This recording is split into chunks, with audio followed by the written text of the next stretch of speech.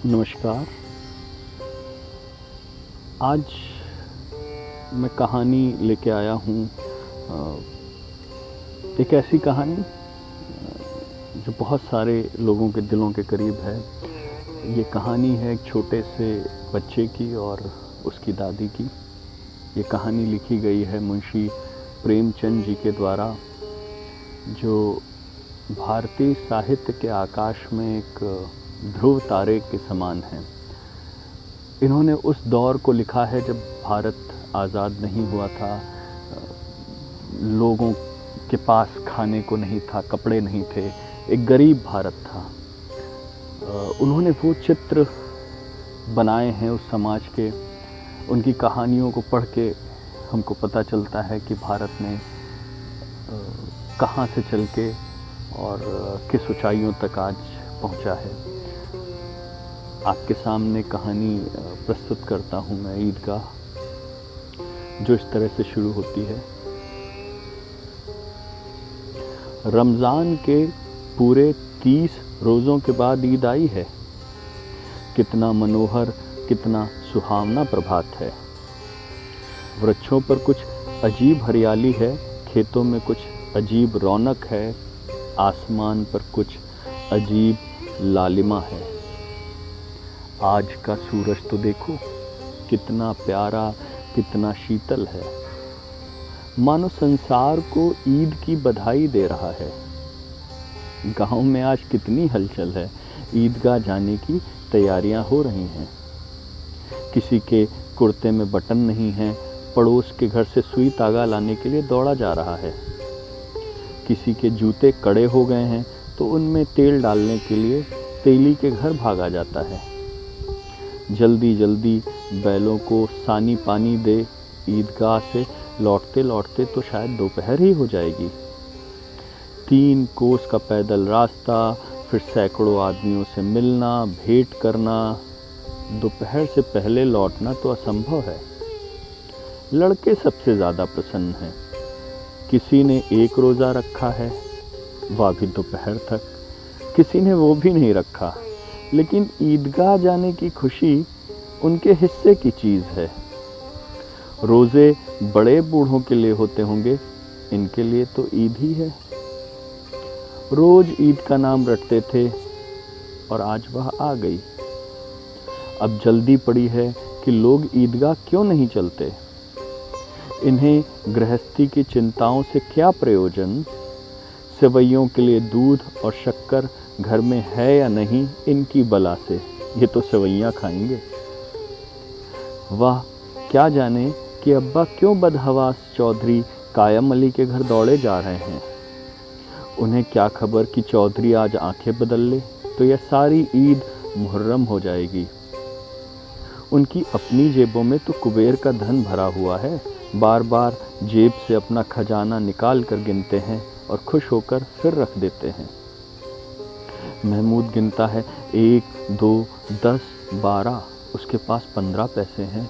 मोहसिन के पास 1, 2, 3, 8, 9, 15 पैसे हैं। इन्हीं अनगिनत पैसों में अनगिनत चीज़ें लाएंगे, खिलौने, मिठाइयाँ, बिगुल, गेंद और न जाने क्या क्या। और सबसे ज़्यादा प्रसन्न है हामिद। वह 4-5 साल का गरीब सूरत दुबला पतला लड़का, जिसका बाप गत वर्ष हैजे की भेंट हो गया और माँ ना जाने क्यों पीली होती होती एक दिन मर गई। किसी को पता न चला क्या बीमारी है। कहती भी तो कौन सुनने वाला था। दिल पर जो बीतती थी वह दिल में ही सहती, और जब ना सहा गया तो संसार से विदा हो गई। अब हामिद अपनी बूढ़ी दादी अमीना की गोद में सोता है और उतना ही प्रसन्न है। उसके अब्बा जान रुपए कमाने गए हैं, बहुत सी थैलियाँ लेकर आएंगे। अम्मी जान अल्लाह मियाँ के घर से उसके लिए बड़ी अच्छी अच्छी चीज़ें लाने गई हैं, इसलिए हामिद प्रसन्न है। आशा तो बड़ी चीज़ है, और फिर बच्चों की आशा, उसकी कल्पना तो राई का पर्वत बना लेती है। हामिद के पाँव में जूते नहीं हैं, सिर पर एक पुरानी धुरानी टोपी जिसका गोटा काला पड़ गया है, फिर भी वह प्रसन्न है। जब उसके अब्बा जान थैलियाँ और अम्मी जान नियामतें लेकर आएंगी तो वह दिल के अरमान निकाल लेगा। तब देखेगा महमूद, मोहसिन, नूरे और सम्मी के उतने पैसे कहाँ से उनके पास आएंगे। अभागिनी अमीना अपनी कोठी में बैठी रो रही है। आज ईद का दिन और उसके घर में दाना नहीं। आज आबिद होता तो क्या इसी तरह ही ईद आती और चली जाती। इस अंधकार और निराशा में वह डूब जाती है। किसने बुलाया था इस निगोड़ी ईद को। इस घर में उसका काम नहीं, लेकिन हामिद, उसे किसी के मरने जीने से क्या मतलब।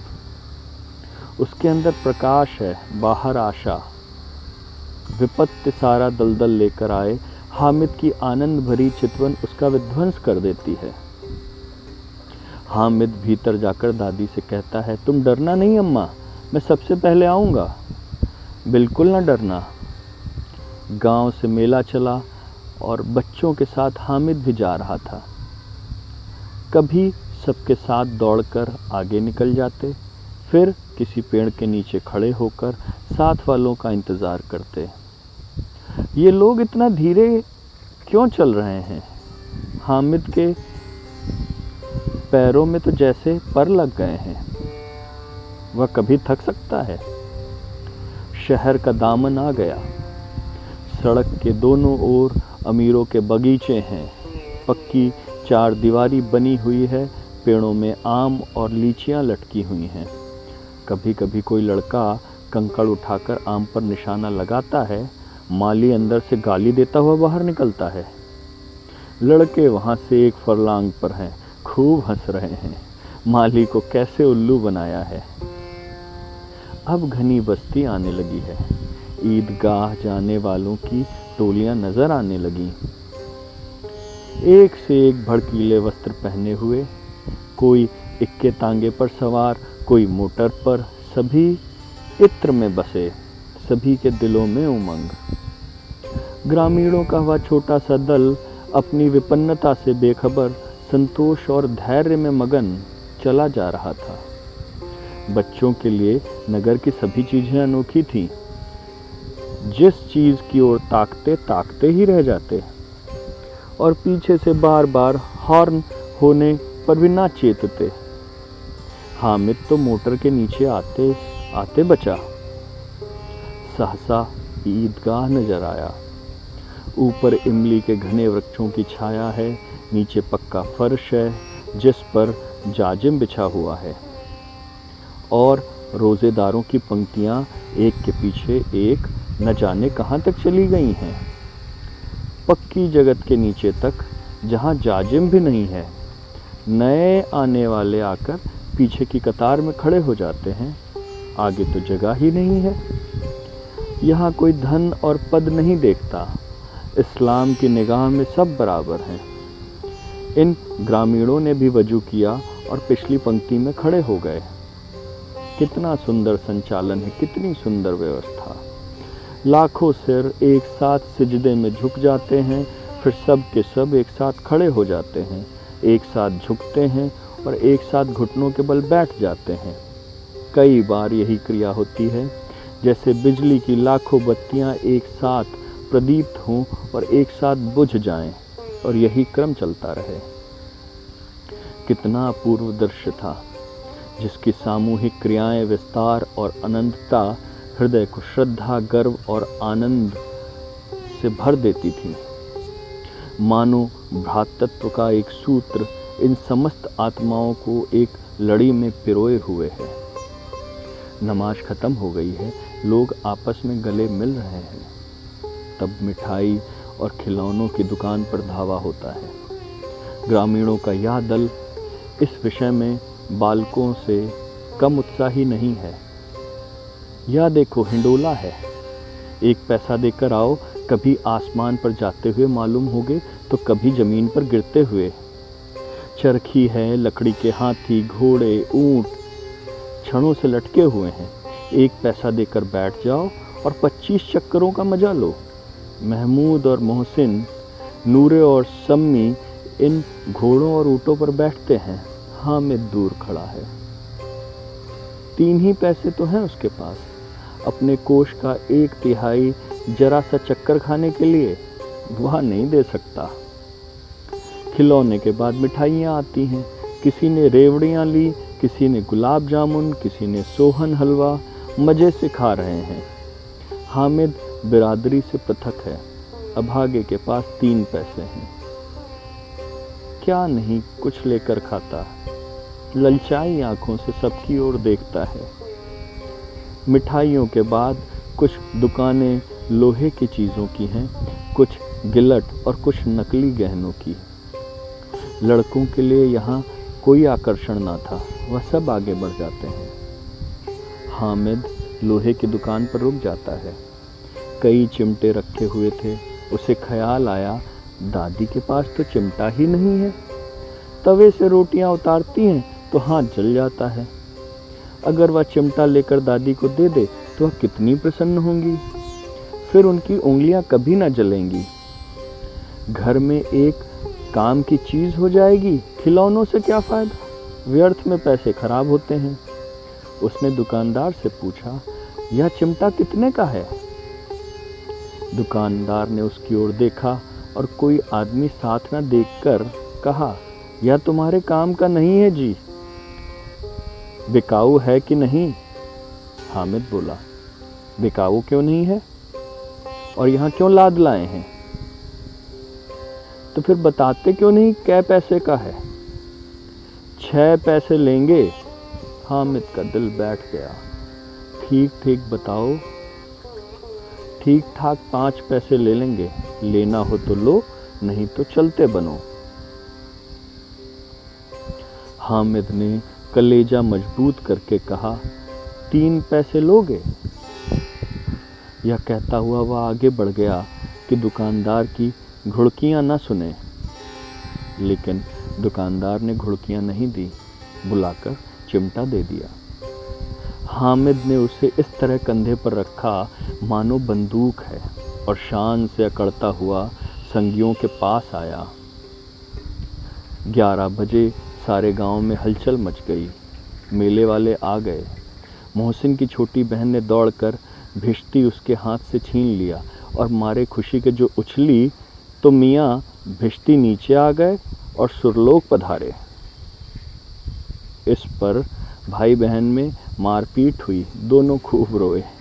उनकी अम्मा शोर सुनकर बिगड़ी और दोनों को ऊपर से 2-2 चाटे और लगा दिए। अब मियाँ हामिद का हाल सुनिए। अमीना उसकी आवाज़ सुनते ही दौड़ी और उसे गोद में उठाकर प्यार करने लगी। सहजा उसके हाथ में चिमटा देखकर वह चौंकी। यह चिमटा कहाँ था? मैंने मोल लिया है। कै पैसे में? 3 पैसे दिए। अमीना ने छाती पीट ली। या कैसा बेसमझ लड़का है कि दोपहर हुआ, कुछ खाया न पिया, लाया क्या? चिमटा। सारे मेले में तुझे कोई और चीज़ न मिली जो यह लोहे का चिमटा उठा लाया? हामिद ने अपराधी भाव से कहा, तुम्हारी उंगलियां तवे से जल जाती थी ना, इसलिए मैंने इसे लिया। बुढ़िया का क्रोध तुरंत स्नेह में बदल गया और स्नेह भी वह नहीं जो होता है और अपनी सारी कसक शब्दों में बिखेर देता है। वह मूक स्नेह था, खूब ठोस, रस और स्वाद से भरा हुआ। बच्चे में कितना त्याग, कितना सद्भाव और कितना विवेक है। दूसरों को खिलौने लेते और मिठाई लेते देखकर इसका मन कितना ललचाया होगा। इतना जज्ब इससे हुआ कैसे, और वह भी इससे अपनी बुढ़िया दादी की याद के लिए। अमीना का मन गदगद हो गया।